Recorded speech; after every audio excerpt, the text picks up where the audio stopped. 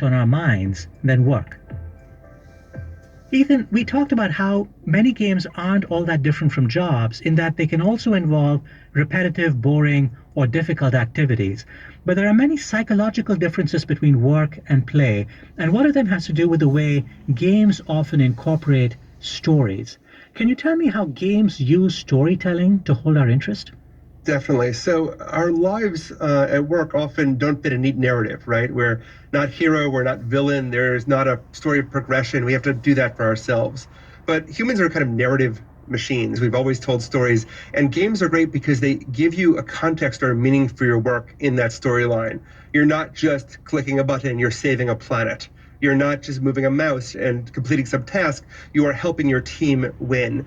So there's both the sort of small scale story that we feel like we're part of that narrative, and also the larger scale stories. Many games are built around storyline, right? That you are accomplishing some goal. You're often the hero of the tale, saving the world or improving something in some way.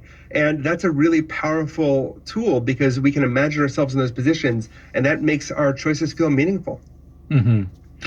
Something you said a moment ago Stories really make struck meaning. me, which is it's not just that games have stories, but sometimes the reward for playing a game is that you unlock new elements of the story. So playing the game becomes a way to move forward in the narrative. Can you give me an example of a game that works like this? Oh, definitely. I mean, a So lot of games games make depend progress. on Work, sort not of so a much. cliffhanger or next event, and the feeling of you're gaining power, gaining Make control is personal really important. So progress. there's classic role-playing games where there's the Final Fantasy games or The Witcher, where the story is compelling. You want to find out what happens next, and your choices affect the Say world Breath of the around you. Wild. The Witcher Got a was minute? terrible. I couldn't Why even not? get into that. I'm looking for a woman. Long hair, dressed in black and I've white. often said, Seen anyone like that? Of course. I actually if still we have some worry games as that I much, played, one called Mass Effect, that I still, about 6 years later, think about how I made a bad choice that doomed one of my companions in the game and still regret it at this point. I should have loaded that saved game. I'm sorry, Jack. Damage was contained, but Jack did not if we survive. worried as much about I'm losing sorry, play Jack. as we worry about losing work, we'd be happy. So But we games don't worry allow us about to losing follow play. narratives and become entranced by And stories, if we but turned they work also do into something play, else that you hinted we'd be at a moment happy. ago.